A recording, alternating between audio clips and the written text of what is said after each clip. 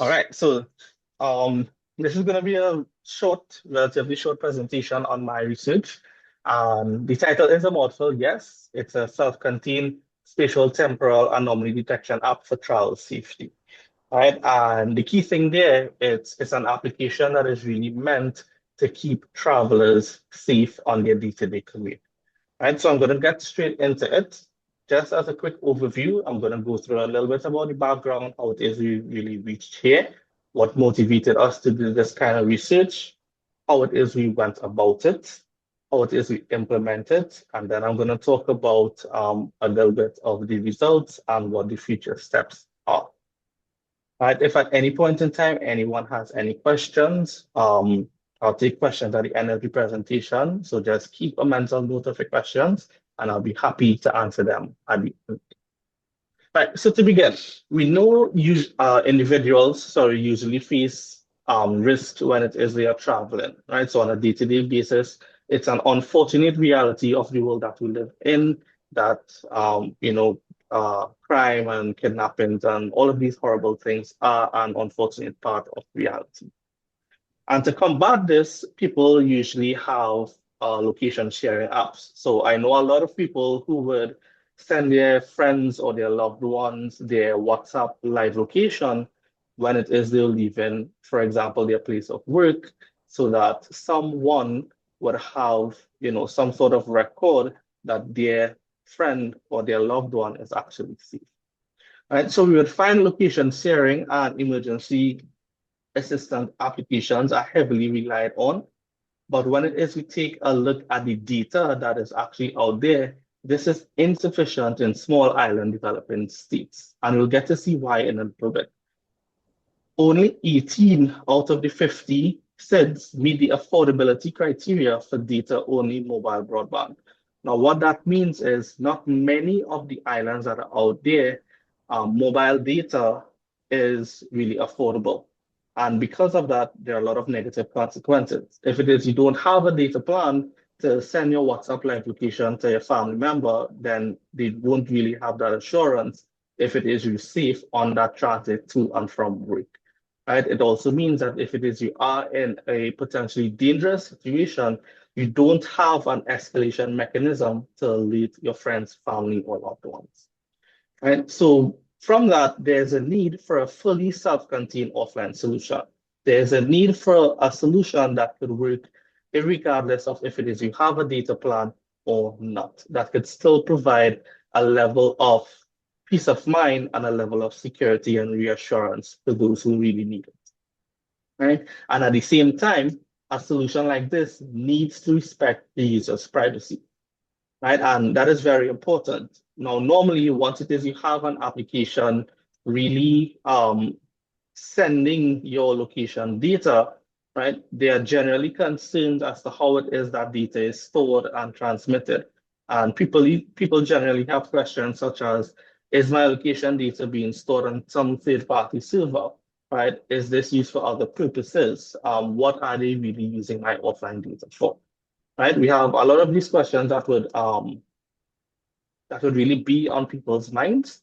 And we took that into consideration such that our solution would still need to respect the user's privacy in terms of handling and transmitting the application data. Right, so moving on, just to dive into the point that I've made a little bit earlier, right, here we have a graphic that shows us the mobile broadband penetration rate lag in SIDS. Right, so we have the blue line at the top. The blue line at the top shows the world average. And as of 2023, right, we can see here that on average, the world tends to around 88 out of 100 inhabitants have an active mobile broadband subscription. Right? Now, when it is you take a comparison from the world average and take a look at the average in SIDS, which is this orange line, the SIDS average is roughly around 62 or 63%. And but if it is you deep dive into that a little bit more and you break down the SIDS into their regions, we have the African region, we have the Pacific region, and we have the Caribbean region. The African region of SIDS tends to average a lot higher, which is around 82%. And the Caribbean averages at around 58%, and then the Pacific is really, really low at around 28%. Right now, this is statistics that is really bad. It means that for us who may be privileged enough to have a mobile um, data plan or a mobile broadband subscription, we could easily share our location with a loved one and they could track us on our commute. But there are a lot of people in the world who unfortunately do not have that privilege. All right, so with that in mind, that was really the motivation that led into the research, right? And just to reiterate them quickly, location-based safety solutions usually rely on cloud-based architectures, right? And there are a lot of security and privacy concerns, like I mentioned before, in terms of handling that location data. And because of this, it's ineffective during outages or in areas with poor coverage. So for example, if it is you have, or if it is you are in a country that don't have much coverage for data, right? Solutions like that go out of the window as they're really ineffective. Right? And in generally, there is a barrier to accessing these services in SIDS. So how did we really solve that? Our approach was to build a fully self-contained offline mobile application, and the emphasis was that it must work offline, right? Our application works like this. So you can download it off of the Google Play Store, and once it is you set up that application the first time, it downloads an offline map and stores it on the device. Once it is that initial setup is completed, you do not need an internet connection again to use the application whatsoever. Everything is done on device, everything is done offline. And we have a couple of features of this application. Here, it allows users to define and save frequently traveled routes. It allows them to initiate travel along those routes. And the application over time, it learns what your paths are and it is able to detect anomalies along that route, right? And again, just to emphasize the point again, application logs the location data on the device only. It does not transmit any sensitive data or any data at all across any third-party service. Right, so I have a couple of snippets of the application on the right. I will go through a live demonstration of the app on my phone at the end of this, in case anyone wants to see what it looks like. Right? So we have a technical side here as to how it is, everything is laid out. The application really uses a SQLite database on the mobile phone, and it just gives us the functionality that would allow a user to record a route. So for example, a remote to Port of Spain, or in my case, it might be Gasfolo to UE once it is I'm traveling up the road, right? And users can initiate a run along this point. So for example, yesterday I may have drove up from Gasfolo to UE. That would be one run on that specific route.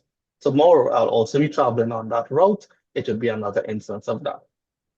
Now, each time I travel along that route, the location data of that route will be stored on the device as well. So I might have, on average, about 500 to 700 points, location points for a specific run between Gasfolo and UE. That route run or that location data is going to be stored and associated with that run. And that is what the algorithm uses in the back to really determine whether it is your off route or on route. All right, now with this, just to reiterate again, the application uses four main tables just for managing the application state and historical travel data. And it allows users to define routes like a remote to Port of Spain, record the trips or the runs on that route, and then analyze the historic travel patterns. Right? Again, we have another technical side over here. How the algorithm works in detail, right, is that once it is a point is received, it takes a look at the point, that new GPS location that just came in, and it compares it against the historical profile for that route. And it classifies it into one of four classifications. So you have a normal deviation, right, where you didn't really deviate too much from the expected path. Right, you have minor deviation where you would have traversed a little bit off of the path, but it's not enough to really raise any red flags. So for example, you might have an accident that just occurred and you might detour one street away just to slightly go off the expected path, but you might join back on the expected path 2 or 3 streets later. It's not really that much of a deviation. Right? The major deviation, on the other hand, is where it is you detour a little bit further away from the expected route. So this could be like taking a whole block away from the expected route, or if it is you were traveling from um UE to Port of Spain, one day you might take the highway, the other day you might take the bus route, right? And then finally, we have the critical deviation. This is really where the application says something is wrong, right? The threshold for this right now is set to 1,000 meters or a kilometer. And once it is you traverse off of the expected route exceeding that parameter, right, then the application escalates and triggers the escalation mechanism, which I would get to in a little bit. All right. Okay, I don't have the escalation mechanism on this slide, so let me just talk about it a little bit. Um, we know that this application routes fully offline. So the question is, how exactly is my loved one going to be aware if it is I go off route or something bad is happening to me? This application works with SMS. So once it is, or if we run into the scenario where a critical deviation, sorry, is experienced or detected by the application, it's first going to raise a notification, which we would see 2 slides back, right? And this notification here says, are you okay? Right? We're detecting unusual activity on your route. Now, one of 2 things could happen at that point in time. The user could say, yes, they are okay. And then if that happens, the application goes back and monitors things in the background. If it is the user says, no, they're not okay, it's going to escalate and send an SMS to whoever the person, the user of the application, fills out on their profile stating that they want to inform in the event that something like that happens. Right now, you might also be wondering if it is we're going to wait until the user presses yes or no on that notification. And the answer to that is no. If it is the user does not respond to this notification within a minute, the escalation mechanism is all automatically going to get triggered and fire off that SMS as well. All right, so in a nutshell, comparing it to the price in Trinidad and Tobago for a data plan, right, you'd usually spend about 300 to 350 TT a month on a data plan to have persistent data.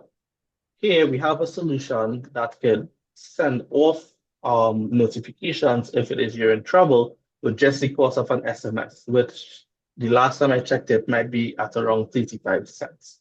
So this makes it a really cost-effective application that can work without having that persistent data plan that you have to pay for month after month. Right, so we tested and verified the algorithm and everything works as expected. Right, so we tested the 4 scenarios, the nominal route, the minor route deviation, the major route deviation, and the complete deviation. And in all cases, the application was able to detect it and perform as expected to do. Right, another experiment that we ran is how efficient this application runs, or what is really the demand on the resources in terms of CPU and memory resource intensiveness. Right, and our application, we can see from the metrics on the side here, right, the maximum it really took in terms of CPU spike was about 29%, but the resource utilization overall is really low. It averaged at around 4.65 or 5% CPU usage, which makes it really, really efficient. Right, and in terms of memory consumption, it averaged at around 350 megs of RAM usage. So this is an application that we can run on a phone that might have a lot of resources on it.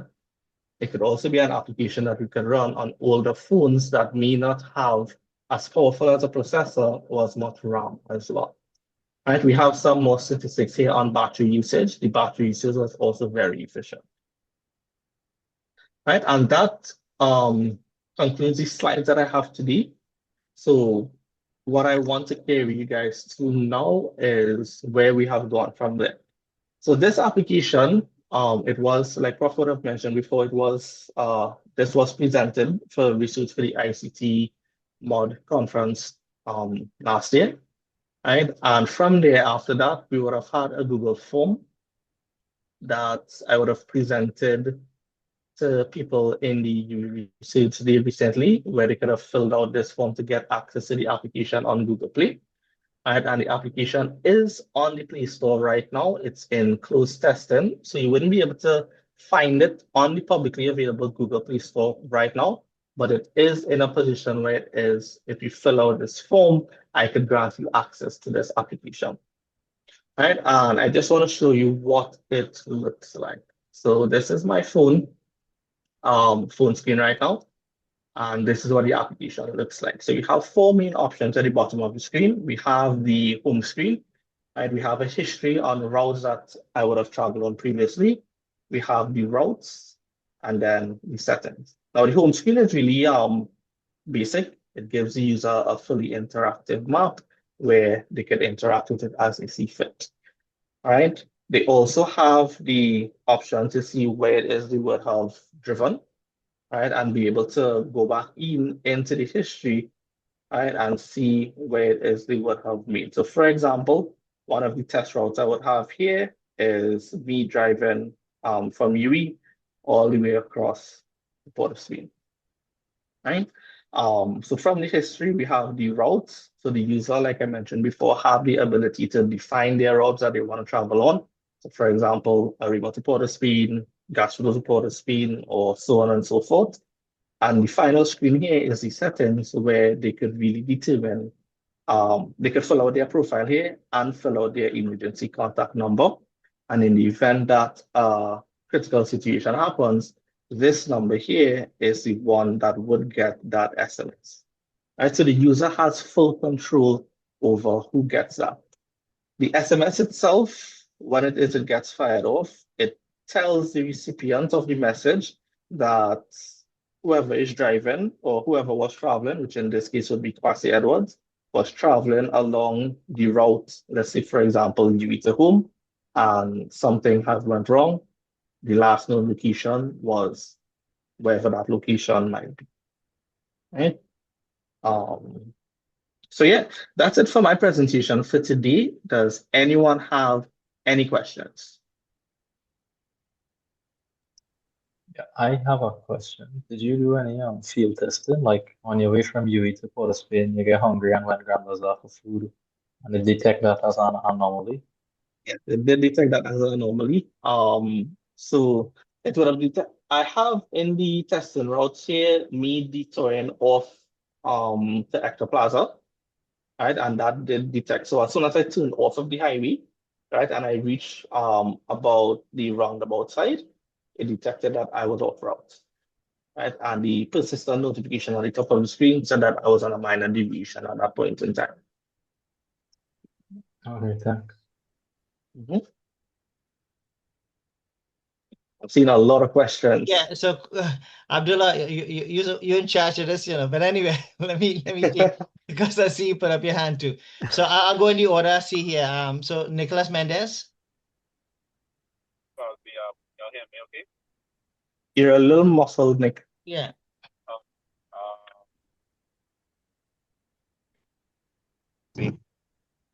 Is this better? Yes. Yeah. All right, yeah, a really clear presentation, Kwasi, good stuff. I kind of driving at the moment, so sorry, hold on.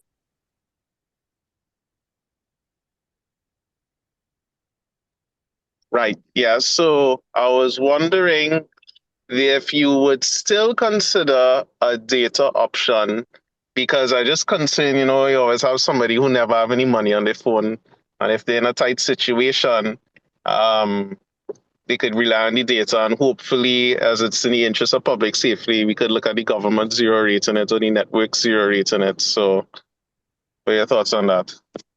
That would make sense. That's a really great contribution there. Something like this, once it has the adoption, I think it could be an application that can be zero rated, and that way it could be accessible to everyone. Yes. And follow up secondly to that, I couldn't watch the slides, but I was just wondering on the what is the user experience? Is it that I have to set up like my work schedule on the app so it knows where I should be at a certain times, and then if I start to go straight from there, it kind of escalates? No, so you don't set up the work schedule, you don't set up any start or destination. When it is you want to record a route, you go to the home screen and then you just press the record button at the bottom right hand side and see that this is a trip on Port of Spain to UE. And then you just start driving. Once it is reach UE, all you have to do is say stop, and then it stores that run of your route onto the phone Mm-hmm. itself. Yeah, so you don't have to do anything too hard. You just start the route, stop the route. When it is you want the monitoring and you honor and you're traveling in the future, you start it again, and then the algorithm kicks off in the back if it is you go off of that route. Ah, okay, okay. So I have to start it again. It'd be interesting to see the user testing if they might be open to a more passive kind of thing, and it just asks you, "Oh, are you on your route? Are you doing your route today?" And like they are kind of opt in. So I guess that could be seen in your testing. Thanks. Yeah, sorry about that, Prof. First time doing this, so thanks for your question, Mr. Mendes. Dr. Addison, if you want to go ahead. Thanks, Abdullah. Kwasi, that was a really great presentation. Very, very interesting and really nice to be able to see your work finally. I know we recently met.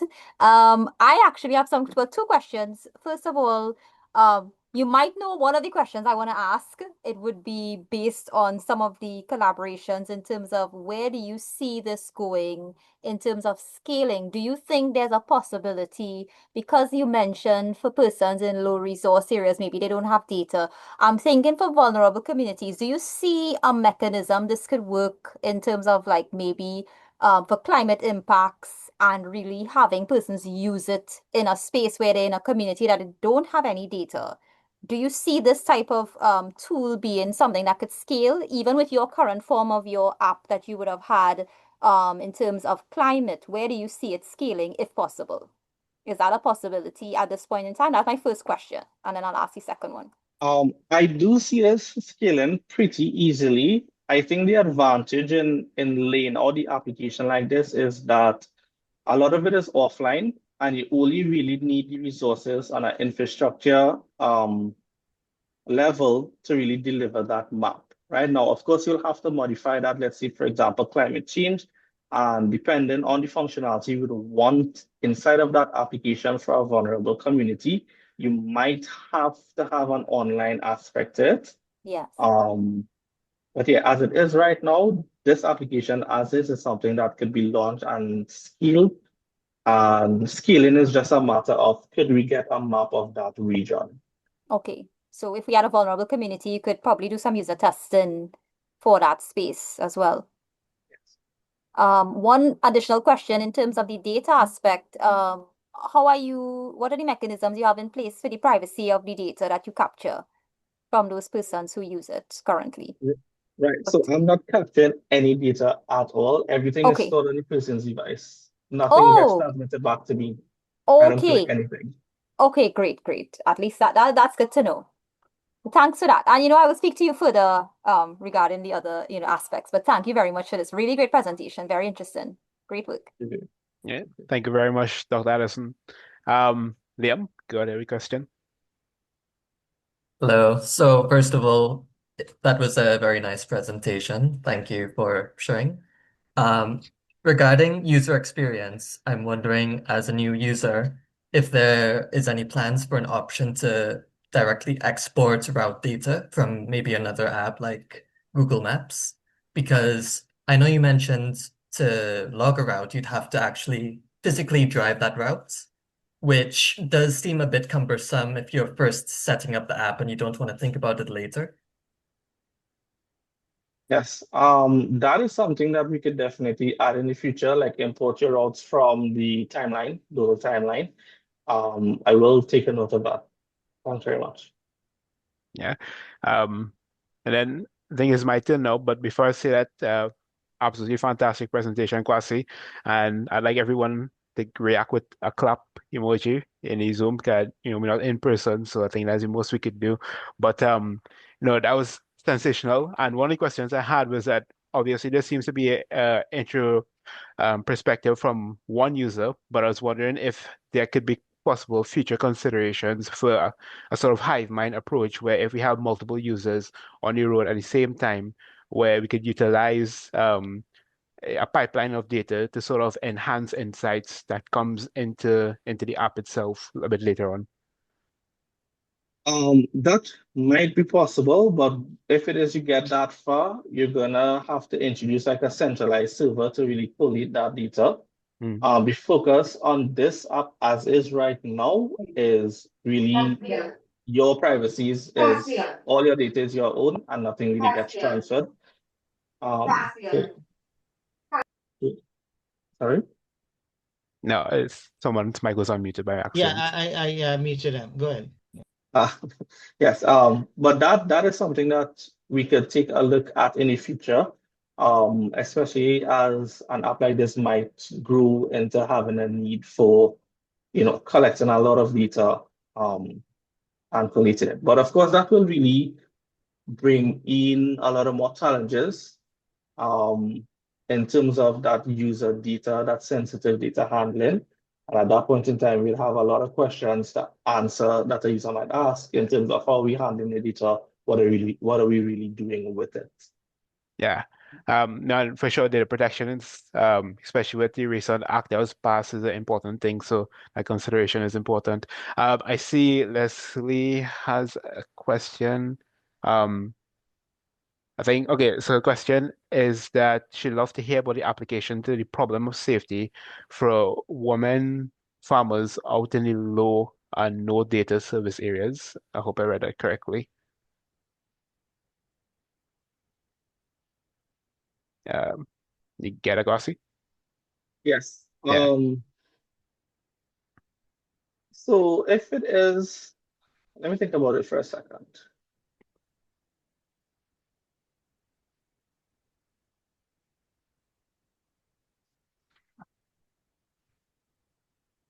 Yeah, I think this application could be easily adapted to that scenario, right?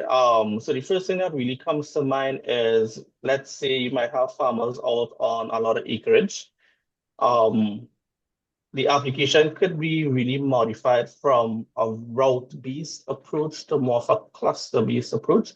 Because when it is you're farming, you're generally in one area for the majority of the time. So your data points, if it is you're collecting that every 10 or 15 seconds, chances are you'd be within a certain geographic location, which you can really easily geofence. At that point in time, normally it might be if it is you exit that geofence, without at least telling the application that you're supposed to be outside of the geofence.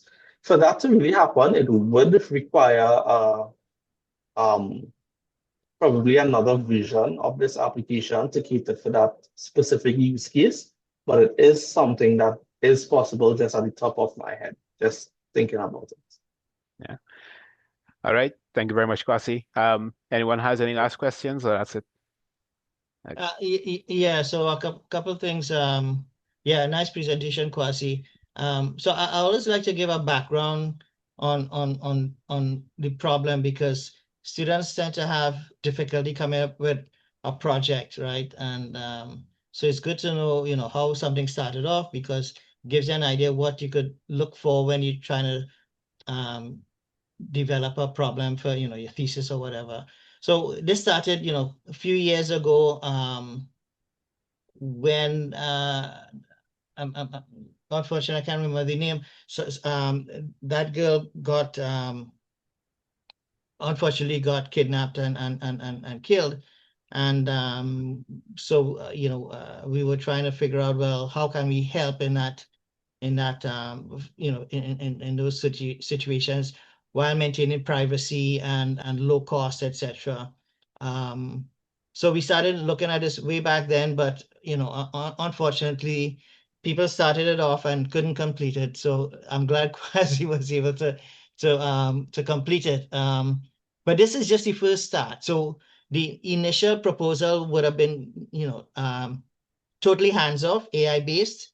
So you switch on this application, it will learn your routine, where where you go on a daily basis, how long you stay at certain locations, what happens on weekends, etc. So it will learn all your routines. And then in terms of detection, so the training would be running in the background, on a constant basis. Of course, infrequently, you don't want to use too much resources.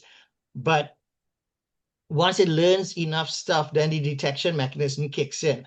And that as well would be eventually, we hope to have it fully autonomous. You don't need to provide any information. It will determine what thresholds to use to trigger, to flag a scenario, etc.